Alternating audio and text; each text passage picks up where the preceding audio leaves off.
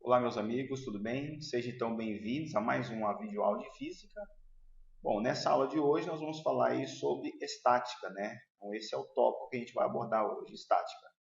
Antes de prosseguir com a aula, eu só gostaria de convidar vocês a se inscreverem no canal, caso ainda não estejam inscritos, né? Se inscrevam no canal, ativem o sininho para receber notificações e ao final, gostando, deixe aquele like aí que fortalece o nosso trabalho, né?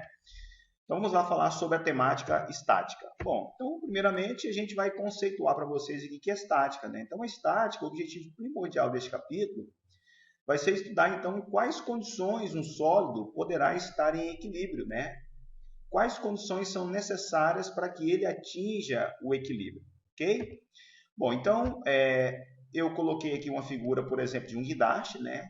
Então, esse guindaste aqui, ó, ele só consegue levantar pesos extremamente elevados numa extremidade porque todas as condições de equilíbrio que a estática pressupõe, ele atinge, ele obedece, né? Uma outra construção que é muito comum no nosso dia a dia, as pontes, né? Então, toda vez que você passar sobre uma ponte, também saiba que a ponte está obedecendo aí rigidamente às condições que a estática impõe para que haja o equilíbrio, certo? Então vamos lá. Então, primeiramente, eu gostaria de conceituar para vocês quais são os tipos de equilíbrio que os corpos possuem. São basicamente três equilíbrios, né? O equilíbrio instável, o estável e o equilíbrio indiferente. Eu vou falar primeiro aqui do equilíbrio instável. Então, quando que um equilíbrio é chamado de equilíbrio instável? Um equilíbrio é chamado de equilíbrio instável quando qualquer perturbação que o sistema recebe, por menor que seja, tira ele da condição de equilíbrio. Então, quando ele sofreu uma perturbação mínima e ele sair da condição de equilíbrio com facilidade, esse equilíbrio é chamado de equilíbrio instável.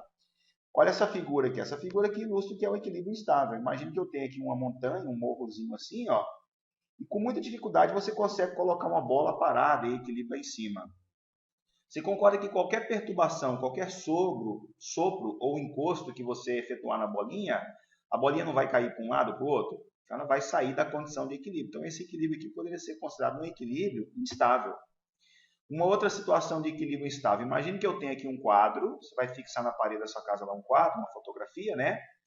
O centro de gravidade, o baricentro desse quadro é o encontro das diagonais. Então, aqui está o centro de gravidade. Então, nesse ponto aqui vai atuar a força-peso. E aí, imagine que você coloque um preguinho, uma articulação, bem abaixo desse ponto de baricentro aqui, ó, desse centro de massa. O que acontece quando você deixar esse quadro fixado nesse ponto aqui? Ó? Você concorda que qualquer perturbação que o quadro sofrer à direita ou à esquerda vai fazer com que ele saia do equilíbrio, né, e não consiga mais, voltar à configuração inicial? Então, quando isso aqui acontecer, o equilíbrio em questão, desculpa, é um equilíbrio que instável. Eu coloquei aqui dois exemplos de situações que remetem a equilíbrios instáveis. Próximo tipo de equilíbrio é equilíbrio estável. Então, de novo, o equilíbrio estável já é aquele equilíbrio que você tem mais dificuldade de tirar ele da condição de equilíbrio. Você tem que fazer uma perturbação extremamente elevada para que aquele equilíbrio saia da condição de estabilidade. Olha aqui uma situação, eu coloquei aqui uma lombada invertida, tá vendo? Uma lombada invertida, e você coloca lá dentro aqui uma bolinha. Então esse equilíbrio aqui é um equilíbrio estável. Se eu pegar essa bolinha e jogar ela para cima aqui, ó, ela vai subir até na bordinha aqui, faz o quê? E desce e volta para a condição de equilíbrio. Mesma coisa, ela sobe para o lado de cá, volta para a condição de equilíbrio. Então isso aqui seria uma situação de equilíbrio que estável. Uma outra situação de equilíbrio estável com um quadro, aquele mesmo quadro que você dependurou na parede lá, ó. Aqui você tem o baricentro dele, que é o encontro das diagonais. Aqui nesse baricentro ele tem a força-peso puxando ele para baixo. E eu vou dependurar ele na parede, colocando uma articulação acima do baricentro aqui, ó. Tá vendo? Então você concorda que se eu empurrar ele para a direita ou se eu empurrar ele para a esquerda, ele vai subir até um certo ponto, você vai soltar, ele vai balançar novamente assim, ó, e vai ficar paradinho de novo na condição de equilíbrio. Então esse equilíbrio aqui é um equilíbrio chamado de equilíbrio estável, certo? E o último tipo de equilíbrio aqui é o equilíbrio indiferente. O que é o equilíbrio indiferente? O equilíbrio indiferente é aquele que, por maior que seja a perturbação, ele nunca vai sair da condição de equilíbrio. Então, olha aqui uma situação. Eu coloquei um plano aqui, ó, e coloquei sobre esse plano uma esfera. Essa esfera está parada. Se eu perturbar ela, o que vai acontecer? Ela vai andar até um certo ponto, vai parar por causa do atrito e vai continuar novamente o quê? parada, né? De tal forma que se eu fizer uma fotografia dela num ponto do plano e fizer uma fotografia em outro ponto do plano, eu não consigo saber qual ponto era o anterior e qual era o posterior, porque o equilíbrio ele é indiferente. Qualquer condição que você submeter o corpo, ele sempre vai estar na condição de equilíbrio indiferente. Professor, e o quadro? Dá para colocar o quadro numa situação de equilíbrio indiferente? Também dá, ó. Desde que você coloque agora a articulação em cima do baricentro. Então você tem aqui um quadro, traça lá as diagonais, né? Aqui no encontro das diagonais eu tenho o centro de gravidade, ou seja, o baricentro. E você coloca uma articulação nesse ponto aqui, ó. Pronto, se você mexer o quadro para um lado para o outro, ele vai rodar e vai ficar parado lá novamente em equilíbrio, né? Então esse é o equilíbrio que nós chamamos de equilíbrio indiferente, certo? Agora vamos lá, para que esses equilíbrios aconteçam, algumas condições são necessárias. Então a primeira condição que eu vou trazer para vocês aqui é o equilíbrio do ponto material. Então primeiro, quando que um ponto material vai estar em equilíbrio? Ora, um ponto material está em equilíbrio toda vez que a somatória das forças que atuam nesse ponto ou nesse corpo, elas se anulam. Então, se a somatória das forças se anular, o equilíbrio em questão vai ser o equilíbrio de ponto material. Mas, professor, o que é um ponto material? Dica, ó, o ponto material é aquele que as dimensões são desprezíveis. Então, o corpo em questão não vai ter dimensão, né? Então, quando ele não tem dimensões, ele é um ponto material. E quando a somatória de todas as forças que atuam sobre ele se anula, quer dizer que ele então é um corpo que está em equilíbrio material. E eu tenho também o equilíbrio do corpo extenso. Agora, para que um corpo extenso esteja em equilíbrio, duas condições têm que acontecer. Primeiro, a somatória das forças tem que ser igual a zero. Então, essa característica aqui ela tem que se manter para o equilíbrio do corpo extenso. E a segunda característica é que a somatória dos torques ou do momento dele também vai se anular. Então, ponto material, basta a somatória das forças ser igual a zero. Corpo extenso, para que o equilíbrio aconteça, a somatória das forças tem que ser igual a zero. E a somatória dos torques, ou seja, dos momentos, também tem que ser igual a zero. Professor, o que é um corpo extenso? Olha, o corpo extenso é aquele que as dimensões já são consideráveis, tá bom? Então, se eu tenho dimensão desprezível, o objeto é um corpo material. Se eu tenho dimensões consideráveis, ele é um corpo extenso, certo? Professor, o que é esse momento ou esse torque de uma força que você está falando? Olha, o torque, gente, é uma grandeza vetorial, assim como a força. Então, se ela é uma grandeza vetorial, ele tem intensidade, direção e sentido. Como é que eu calculo um torque? Ó, eu coloquei duas figuras aqui, ó, por exemplo, uma peça qualquer, e eu coloquei na extremidade aqui um ponto de articulação, então eu posso fazer uma força nessa peça e girar ela no sentido horário ou girar ela no sentido anti-horário. Quando eu estou girando ela no sentido horário ou no anti-horário, para isso acontecer, para realizar esse movimento circular aqui, eu tenho que fazer na peça uma força, e essa força vai gerar o que nós chamamos de torque, ou momento. Como é que eu calculo o torque ou momento? Simples, ó, é o produto da força pela distância. A força tem que estar aplicada de forma perpendicular a essa distância. E essa distância que você vai ter que multiplicar para a força para encontrar o torque é a distância do ponto onde a força atua até a articulação. Por exemplo, a distância que ela foi chamada de B. Então, posso ter um torque aqui no sentido horário, que ele chamou de momento positivo, ou eu poderia ter um torque no sentido anti-horário, que ele chamou de momento negativo, certo? Então, é o seguinte, calcula o torque, né? É o produto da força pela distância, beleza? Vamos fazer, então, um exercício aqui, ó. O primeiro exercício, ó, na figura abaixo, um corpo de 120 N encontra-se em equilíbrio, suspenso por um conjunto de 3 fios, supostos ideais, A, B e C. Aí ele pergunta, calcule a intensidade das trações A, B e C nos fios, sabendo que o seno de θ é 0,6, o cosseno é 0,8. Vamos lá, então? Então, tá aqui, o meu corpo está em equilíbrio, ó. Primeira coisa, isso aqui é um equilíbrio de ponto material ou de corpo extenso? É um equilíbrio de ponto material. Professor, por que de ponto material? Porque todas as forças que tem no sistema estão atuando em apenas um ponto, que é esse nó aqui, ó. Você concorda que tem uma atração puxando o nó aqui para cima, é a atração TC, uma atração puxando o nó para baixo, é a atração TA, e uma atração puxando o nó para a esquerda, é a atração TB. Então, eu tenho 3 pontos atuando, tenho 3 forças atuando no mesmo ponto, então é equilíbrio de ponto material. Qual que é a condição do equilíbrio de ponto material? A somatória das forças tem que ser igual a zero. Eu coloquei um plano cartesiano aqui para facilitar o encontro dessas forças, e eu vou colocar as 3. Está aqui a primeira, ó. Tá vendo? Essa aqui é a atração do fio C, essa aqui é a atração no fio A, e aquela ali é a atração no fio B. Esse ângulo aqui vale θ, Se esse ângulo aqui vale θ, esse ângulo aqui de baixo também vale θ, né? São os ângulos alternos internos. Ângulos alternos internos são iguais.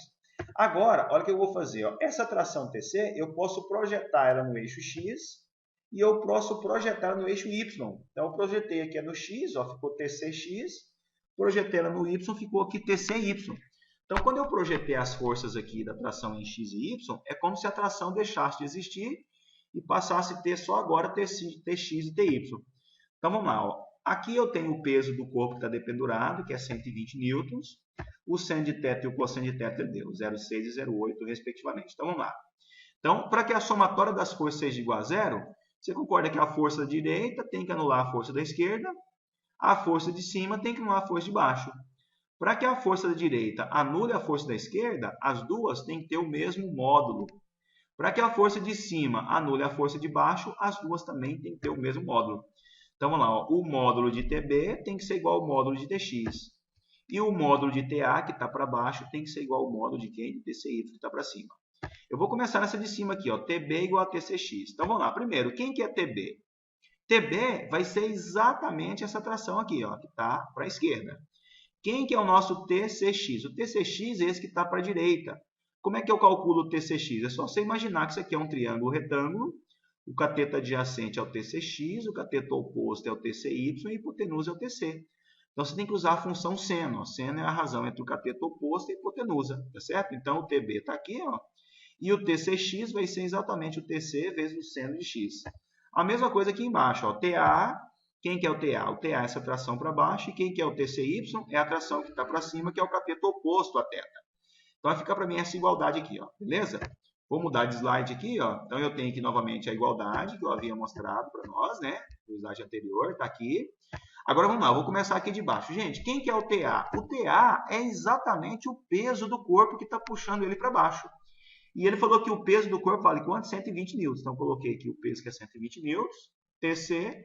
O cosseno de θ ele me deu 0,8, está lá. Ó. Então, basta eu isolar o meu TC. Ó. Isolando o TC, eu vou encontrar que o TC vale quanto? 150 newtons.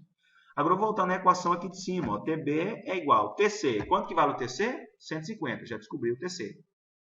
Quanto que vale o seno de θ? 0,6. Pronto, ó, 150 vezes 0,6. Quanto que dá 150 vezes 0,6? 90. Pronto, eu já tenho o valor de TC, já tenho o valor de TB. Está faltando o valor de TA. O TA é o próprio peso do corpo que está dependurado no corpo. Né? Está dependurado no fio. Está aqui, então, eu descobri o TC, o TB e o TA. Beleza? Fácil, né? Quando vocês estiverem resolvendo, vão pausando o vídeo e fazendo as anotações para vocês entenderem a condição, né? Do exercício número 1 que nós fizemos, que é equilíbrio de corpo material. Vamos fazer mais um agora, equilíbrio de corpo extenso. Ó. Uma barra cilindro homogênea de peso 20 newtons e 10 metros de comprimento encontra-se em equilíbrio apoiada nos suportes A e B, como representa a figura. Está lá a figura. Aqui a barra apoiada nos suportes A e B.